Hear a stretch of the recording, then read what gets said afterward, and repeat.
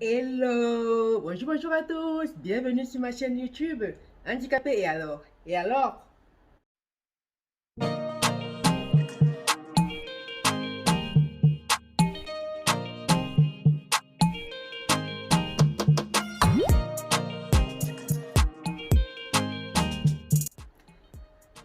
Bienvenue aux nouveaux et aux anciens abonnés. Je suis très contente de vous retrouver. Très contente. J'espère que vous êtes déjà abonnés.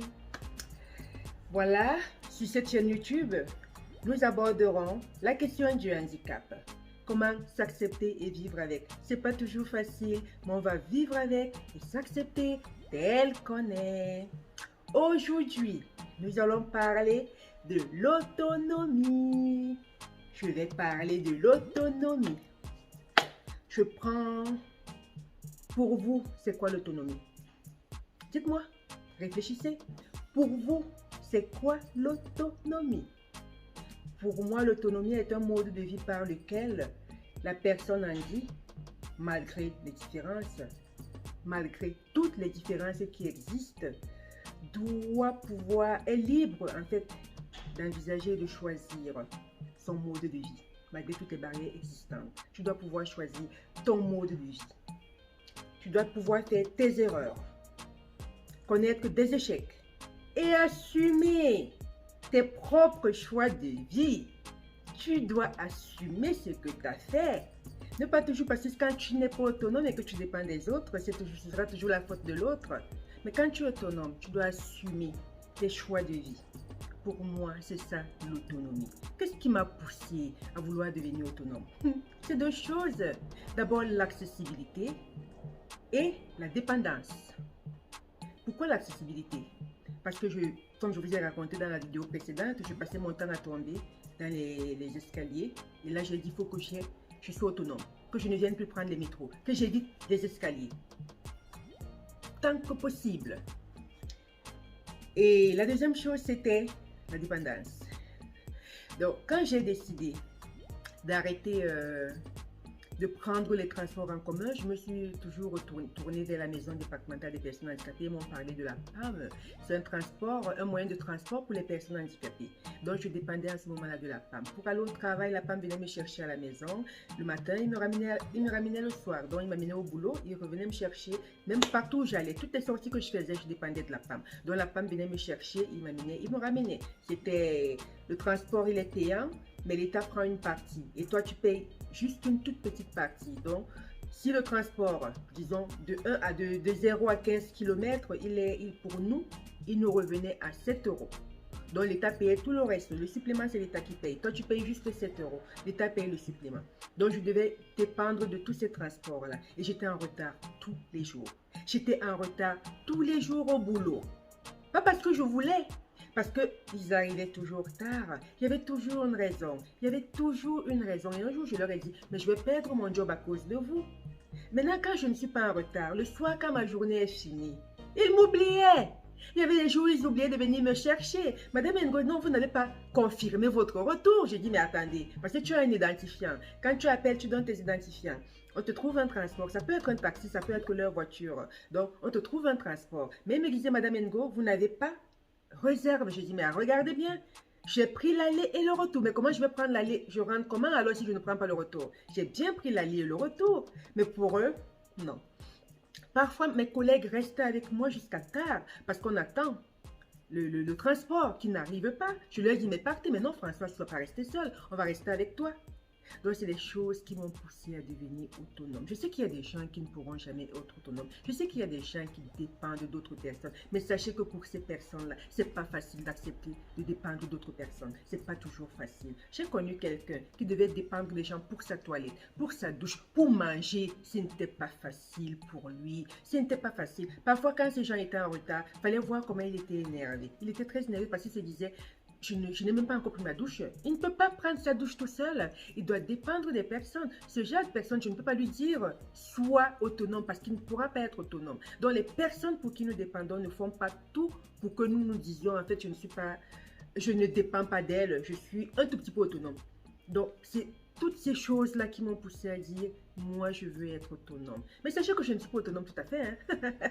Je suis autonome partiellement. C'est des gros mots, vous entendez parler la fois que, oh, elle est autonome, elle fait tout. Non, non, non, non, non, non, non, non, non, non. Il y a des choses que je ne peux pas faire. Il y a des choses que j'essaie de faire. Et quand ça me dépasse, je dis, bon, j'ai quand même essayé, ça m'a dépassé. Je sais qu'au bureau, j'ai 2 collègues que j'appelle mes potes. Je les appelle mes potes forcés. Obligés, forcés, vous serez mes amis.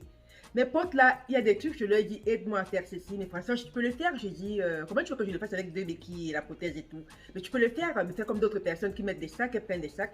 Oui, il y a des moments je peux le faire. Je peux prendre un sac et mettre certaines choses. Mais je veux juste qu'ils comprennent que pour nous, c'est pas toujours facile. Je suis autonome.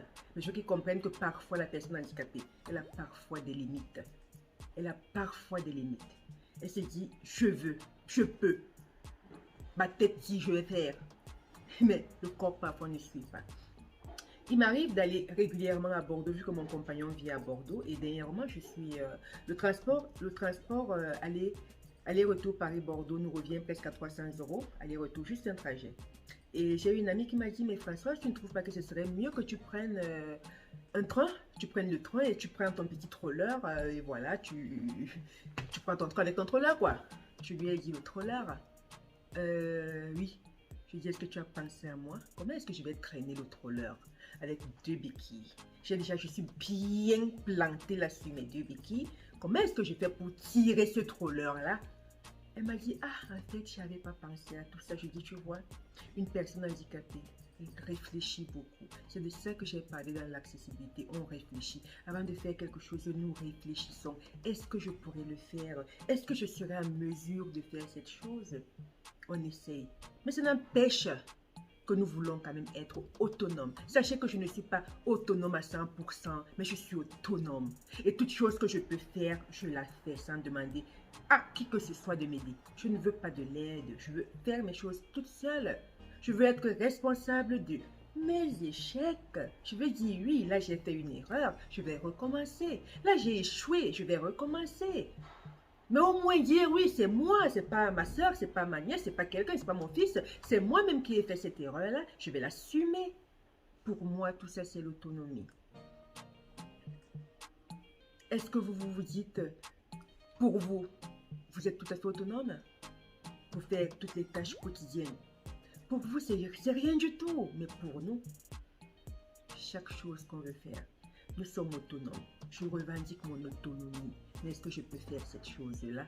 Oui, je vais bien la faire. Je vais essayer. Si je ne peux pas faire, je dirais, j'ai quand même essayé. Je n'ai pas pu. Tout ça, ça fait partie de l'autonomie. C'est essayer, c'est échouer, c'est recommencer. Tout ça, ça fait partie de l'autonomie. Donc, ne laissons pas les autres nous dire que nous allons dépendre d'eux toute la vie. Nous ne dépendrons pas des gens toute notre vie. Pour ceux qui doivent dépendre des gens toute leur vie, ce n'est pas un choix. Ils ne peuvent pas faire autrement. Donc, ils sont obligés. Quand on est obligé et qu'on n'a pas de choix, on fait juste avec. On est obligé de subir. On est obligé d'accepter. Mais pour tout ce qu'ils peuvent faire autrement, cherchez votre autonomie. Battez-vous pour l'avoir. Ayez-la. Toujours à la maison départementale des personnes handicapées, ils m'ont dit, Madame Ngo, on va vous prendre une personne qui vous aide à faire le ménage. Et si vous aurez besoin qu'on vous trouve une structure qui viendra, une association qui viendra vous aider pour ce ménage-là, je leur ai dit non et après vous direz que nous ne sommes pas autonomes, nous ne sommes rien. Laissez-moi me débrouiller, laissez-moi me casser la tête. Si ça ne marche pas, je reviendrai vous voir. Ils m'ont laissé me débrouiller, je leur ai dit je préfère être comment ils appellent ça? C'est un nom dont j'emploie un salarié qui vient, qui m'aide à faire certaines tâches à la maison. Voilà. Et la personne est payée tous les mois. Mais je leur ai dit, laissez-moi gérer ça, laissez-moi déclarer la personne à l'URSSAF, laissez-moi faire tout ce qui est à mon possible. Si jamais je me casse la tête et que je ne parviens pas, je reviendrai vers vous. Et depuis 7 ans, je ne suis pas retournée vers eux. Ça veut dire que quelque part, j'ai réussi à prendre cette autonomie-là. Je vais de l'avant avec. Toute personne qui peut revendiquer son autonomie. Toute personne qui veut être autonome. Essayez. Essayez. Il y a des choses dans ma tête que je dis que je ne peux pas faire. Ma nièce et mon copain me poussent ces derniers temps à vouloir les faire. Je vais essayer de les faire. Je vais voir ce qui va arriver. Si jamais je dois me casser la tête, je me casserai la tête. Mais je vais essayer. J'ai jamais essayé le cheval. Est-ce que je peux faire du cheval? Je vais essayer. Je verrai ce que ça donne.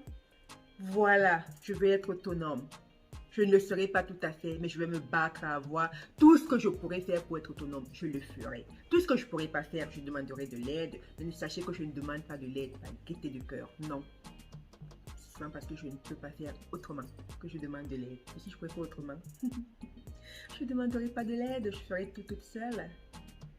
Voilà aujourd'hui l'autonomie pour nous.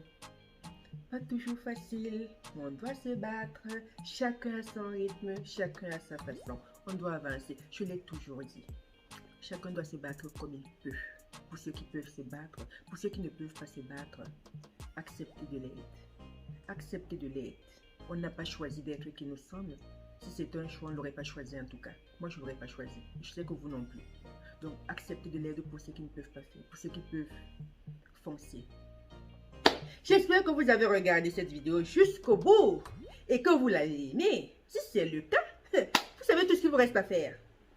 Likez, abonnez-vous et partagez. Partagez le plus possible avec tous vos contacts. Mettez des statuts WhatsApp, faites tout ce que vous voulez, mais partagez autant que possible.